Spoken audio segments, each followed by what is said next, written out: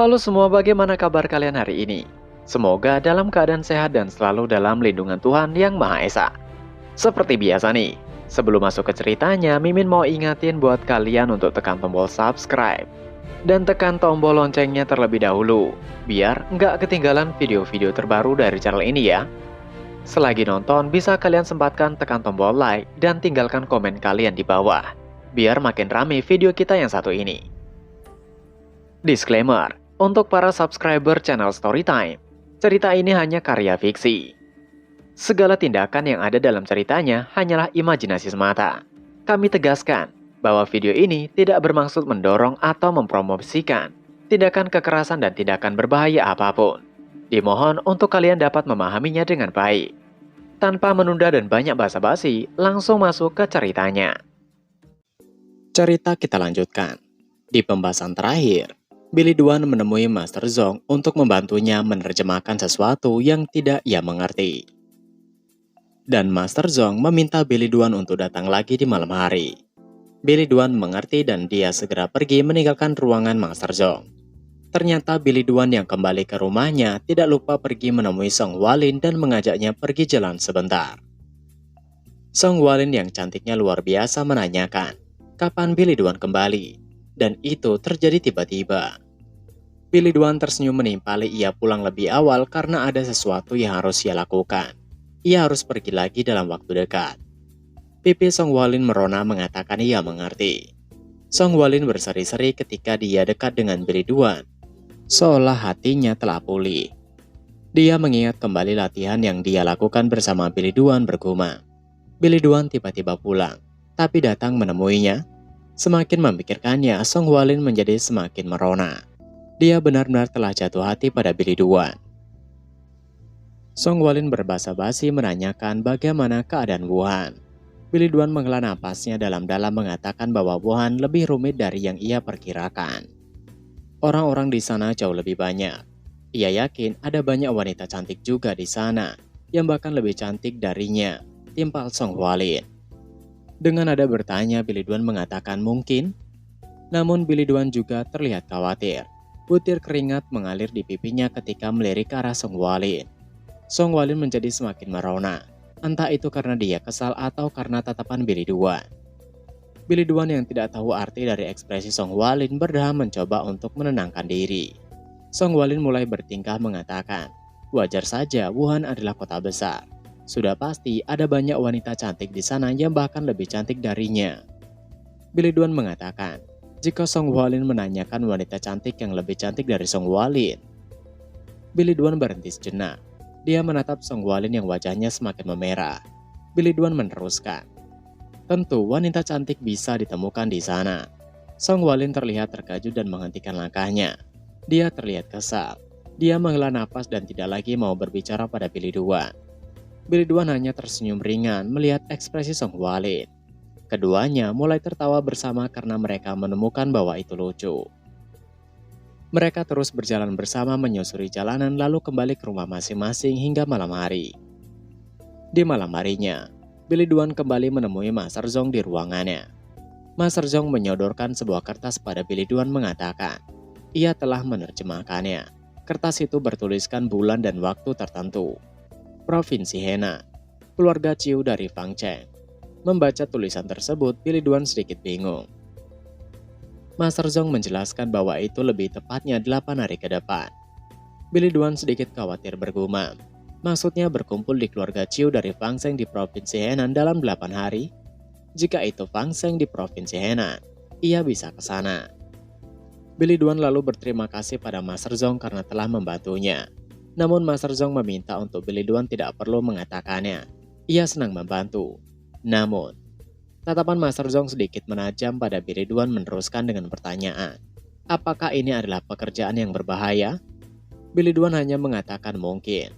Itu membuat Master Zong hanya menghela napas. Raut wajahnya menunjukkan kekhawatiran. Billy Dwan meminta untuk Master Zong tidak perlu khawatir. Ia akan jaga diri baik-baik. Master Zong bangkit dari kursinya mengatakan, ia tidak akan jatuh ke dalam perangkap Billy Dwan lain kali. Billy Dwan tertawa menimpali itu sudah terlambat. Karena ia telah mengetahui Perangkap apa yang mempan pada Master Zhong? Master Zhong hanya mendengus. Billy Duan menatap punggung Master Zhong dengan senyuman bergumam. Meskipun Master Zhong mengatakan itu, dia tidak berkata tidak akan membantu, bukan? Waktu berlalu dengan cepat. Billy Duan saat ini yang tengah menyamar telah sampai di kota Henan. Jalan-jalan masih seramai biasanya. Dia menemukan ada yang mencurigakan dari orang-orang itu. Billy Duan menghentikan salah satu dari mereka menanyakan, mereka semua kemana akan pergi?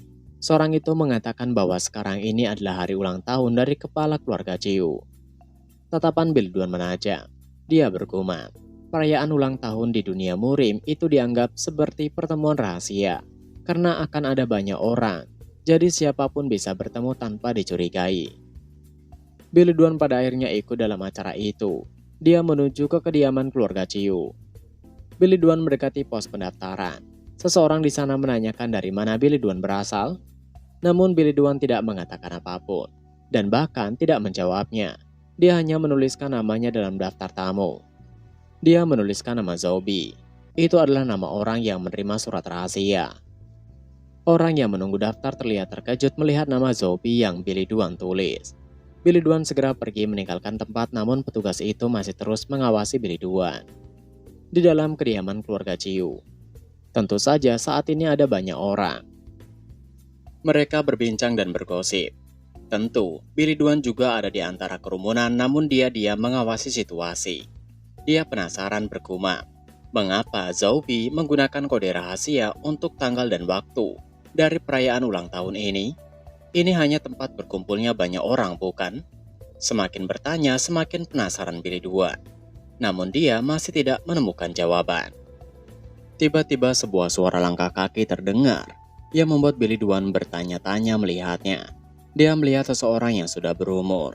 Seorang itu yang tidak lain adalah kepala keluarga Ciu. Dia mengatakan terima kasihnya karena mereka telah datang ke perayaan ulang tahunnya. Bahkan jika ia binasa hari ini, ia tidak memiliki penyesalan berkat kehangatan dari sesama penghuni murim. Ia berharap mereka menikmati pesta yang ia adakan, dan terima kasih atas mereka yang jauh-jauh datang. Orang-orang bersorak mendoakan yang terbaik untuk kepala keluarga Ciu. Ia berharap pemimpin keluarga Ciu dapat hidup 1000 tahun. Sungguh pujian yang tidak masuk akal. Sedangkan Billy Duan hanya diam tidak mengatakan apapun. Menatap pemimpin keluarga Ciu dengan tajam. Tiba-tiba Billy Duan mendengar suara dari sampingnya yang memanggilnya dengan sebutan petarung Zhou-Bi. Seorang wanita dengan mengenakan masker meminta untuk Billy Duan mengikutinya. Billy Duan lagi-lagi masih diam, namun dia mengikuti wanita tersebut membawanya. Dia mengikuti dari belakang dalam diam. Dia masih waspada, mengamati situasi. Tiba-tiba matanya terbelalak melihat ke depan, di mana di sebuah bangunan yang dijaga oleh seseorang. Billy Duan menilai bahwa penjaga itu merupakan seorang master. Apalagi orang itu lebih kuat dari Yan Hua. Dengan melewati penjaga itu, Billy Duan penasaran, mengapa orang seperti itu ada di sana dan hanya menjadi penjaga? Setelah tiba di dalam ruangan, terlihat hanya ada 2 orang yang menunggunya. Billy Duan segera menilai mereka yang mana mereka berdua sama hebatnya. Ia lagi-lagi penasaran. Mengapa ada master murim sekuat itu di tempat seperti ini? Tiba-tiba suara banyak langkah kaki mengejutkan Billy Duan. Ketika dia menoleh, dia melihat banyak orang yang memasuki tempat itu. Rombongan itu dipimpin oleh orang yang menjaga pintu sebelumnya. Sesampainya di dalam, orang itu mengatakan, namanya adalah Seng Huang. Sebelum mereka mulai, ia akan memeriksa undangan mereka semua. Mendengar kata undangan, Billy Duan terkejut, tapi ia tahu undangan yang dimaksud adalah kertas yang sebelumnya dia dapatkan. Saat itu, satu persatu orang mulai menyerahkan undangan pada seorang di dalam mangkok. Billy Duan melihat kertas orang-orang itu mengatakan bahwa itu adalah kertas yang disembunyikan di ujung panah. Billy Duan sekarang tahu alasan Zhou-Bi menyimpannya dan tidak membuangnya. Beberapa saat terlewati, kini giliran Billy Duan. Dia meletakkan kertas itu. Seperti yang lain, kertas yang dimasukkan ke dalam mangkuk yang berisi air itu luntur dengan warna biru. Seng Huang awalnya memalingkan wajahnya dari Billy Duan. Billy Duan menghela napas karena merasa bahwa ia telah lolos. Tapi sesuatu terjadi tidak seperti yang Billy Duan harapkan. Yang mana, Shen Huang menyerang Billy Duan tanpa peringatan. Tebasan pedang Shen Huang menebas topi jerami milik Billy Duan. Billy Duan menghindarinya dengan tipis. Dia juga benar-benar terkejut tidak menyangkanya. Shen Huang menodongkan pedangnya pada Billy Duan mengatakan bahwa Billy Duan bukan Zhou Bi. Mendengar itu, semua seniman bela diri yang ada di sana menghunus pedang mereka. Karena sudah terbongkar, Billy Duan pada akhirnya menghentikan penyamarannya. Dia melepas jubahnya mengatakan, apakah mereka mengira ia tidak memahami makna dari undangannya? Jika mereka mau memanggil kenalan, mengapa harus membuat undangan? Padahal mereka bisa memastikan wajah mereka ketika datang. Mendengar kata-kata Billy Duan, membuat kepala keluarga Ciu tertawa mengatakan itu benar. Jika kau membawa undangannya, ia berarti boleh masuk. Itulah gunanya undangan. Kepala keluarga Ciu meminta untuk Billy Duan menyebutkan namanya. Billy Duan menjawab singkat ia tidak mau. Shen Huang marah memaki Billy Duan karena berani tidak menjawab pertanyaan masternya. Namun, kepala keluarga Ciu menghentikannya.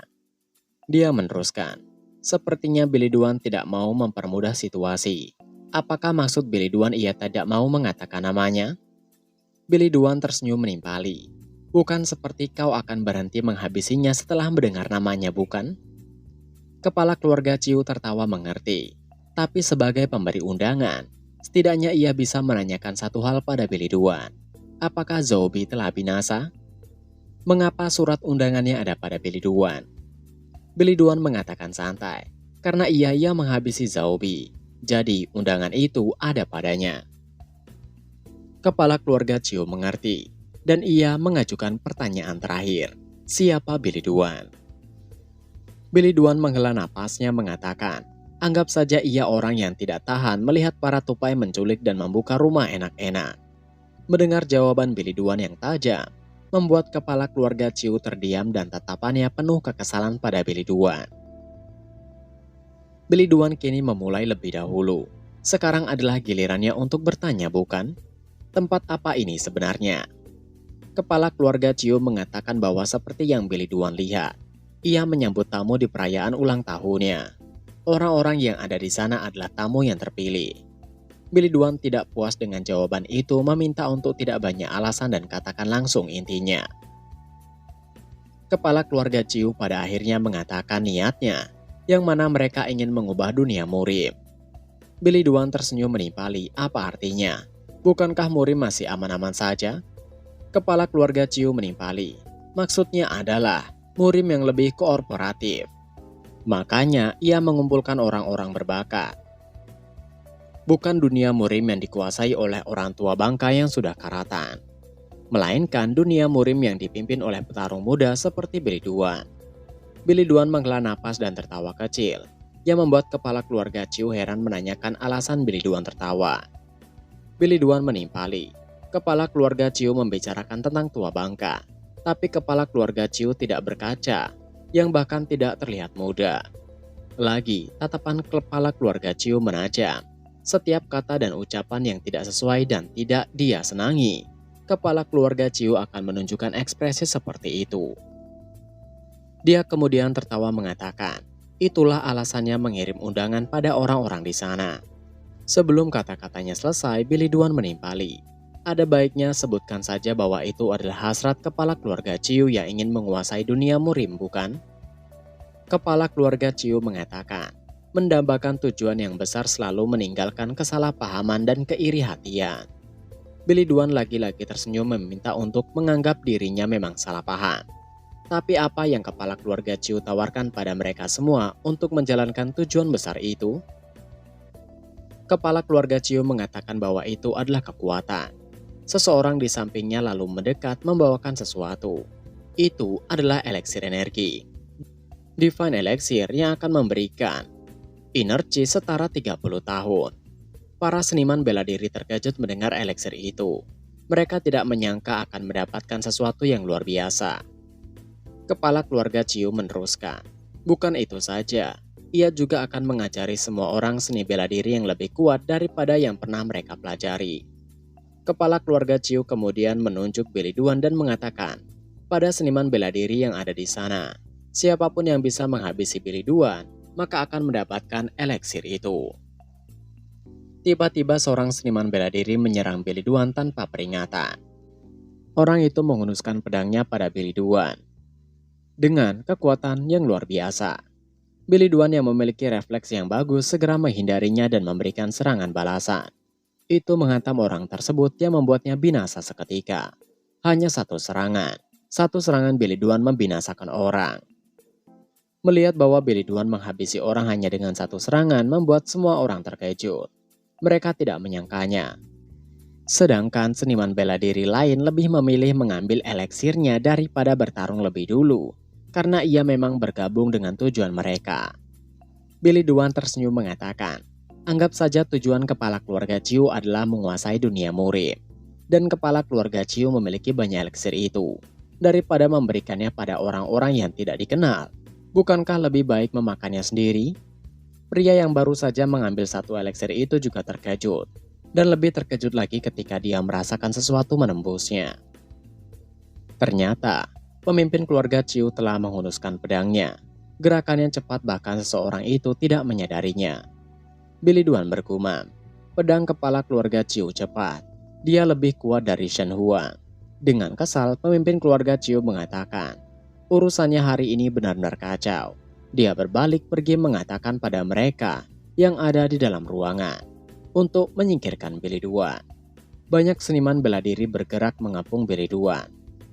Mereka menarik pedang mereka masing-masing dan menghunuskannya pada Billy Dwan. Namun Billy Dwan tidak diam begitu saja. Dia bergerak dengan kecepatan yang luar biasa, menyerang mereka satu-satu. Pukulan, tendangan, dan beberapa serangan lainnya mendarat pada beberapa orang dan pada akhirnya menumbangkan mereka yang menyerang Billy Dwan. Yang lainnya terkejut, bahkan sekarang Shen Huang mulai waspada berteriak untuk mereka berhati-hati.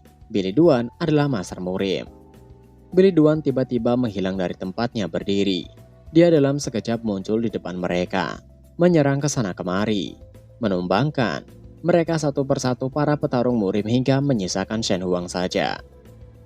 Shen Huang yang benar-benar terkejut memaki marah. Ia akan memastikan menghabisi Billy Dwan. Shen Huang menodongkan pedangnya ke depan dengan menggunakan sebuah teknik. Beberapa bilah energi yang terbentuk melesat ke arah Billy Dwan.